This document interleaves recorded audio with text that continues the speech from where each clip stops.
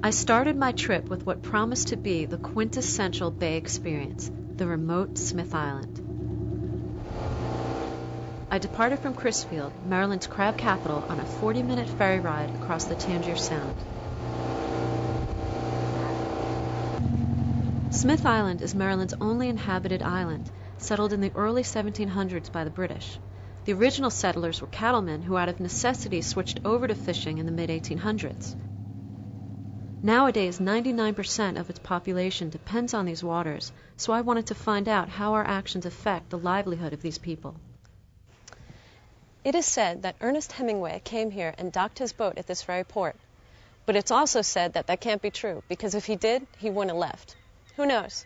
But what I know is this is a charming community full of people living in harmony. There's not even any policemen here, because there's no need for it. This is a place that hasn't changed much since the first settlers arrived here, where people are still making their livelihood off the water, catching crabs and oysters for the rest of the world. In 1910, there were 800 people living on this island, but today the population is only about 300.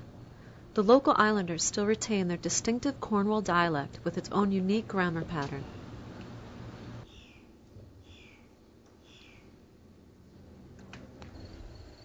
I spotted a little hotel for a good night's sleep in one of the quietest towns I've ever been in.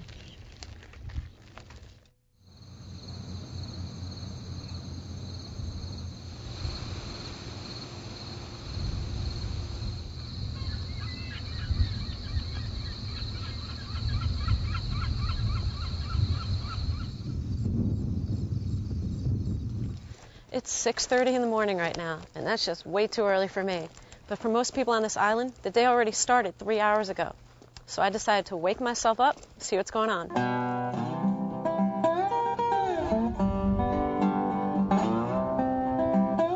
I had talked to one of the local watermen, Dwight Marshall, and after promising him that I would stay out of his way and that I wouldn't get seasick, he agreed to bring me along.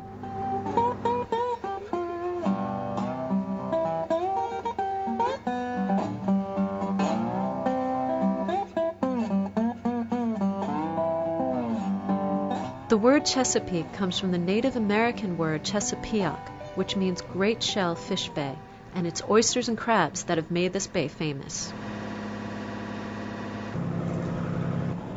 Sometimes I'll get up 4 o'clock in the morning. Sometimes I don't get through till 7 and 8 o'clock of a night. But in this job, you have to, get it while it's going.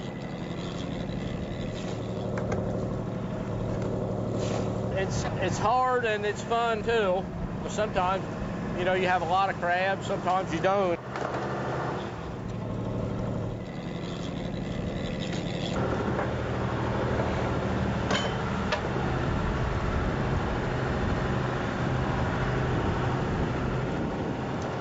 What was wrong with that one? He wasn't a paler. A what? A paler. In other words, a paler is the next stage before a soft crab. The stage before soft crabs. So I'm catching soft crabs and paler crabs. And then you'll keep these until they peel, and then that's when you send them to market? Where do you send them? On the mainland?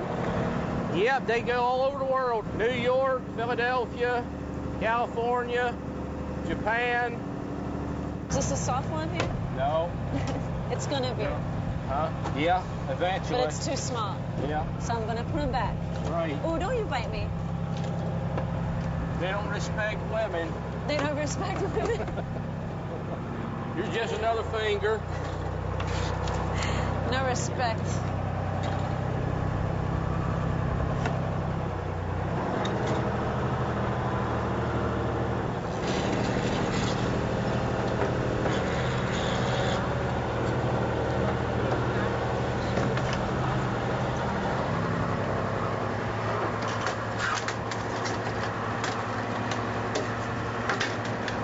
There's one more in there. There's one that's a paver. Yeah.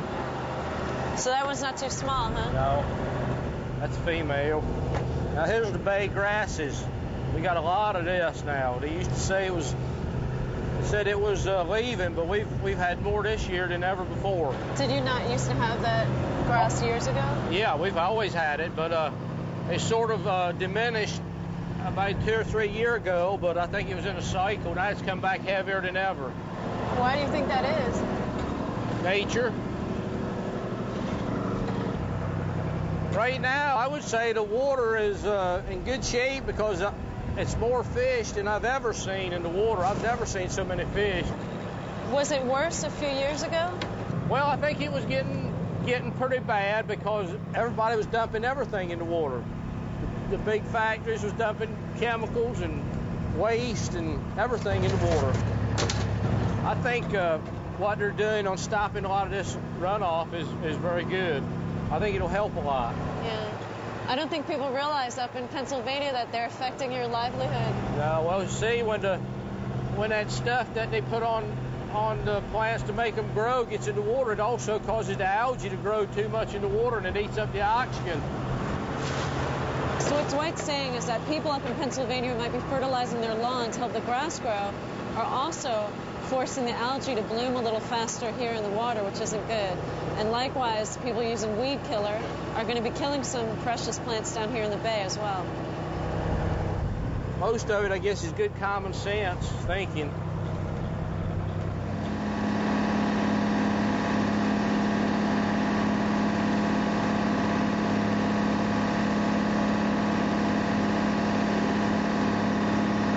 Dwight, were your parents watermen too? Yeah. So how long your family's been on the island for? I think ever since it's been an island. They've been here ever since it was settled anyway, or you know, pretty close to it.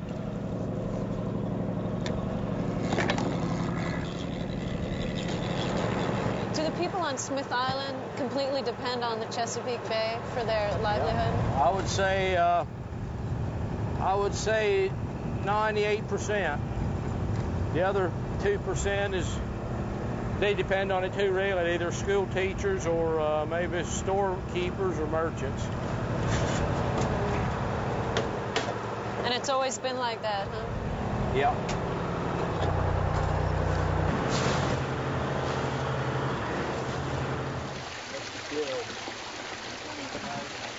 After spending a day crabbing with Dwight, I realized how important the quality of the bay is, not only to the survival of the island, but to the U.S. economy in general.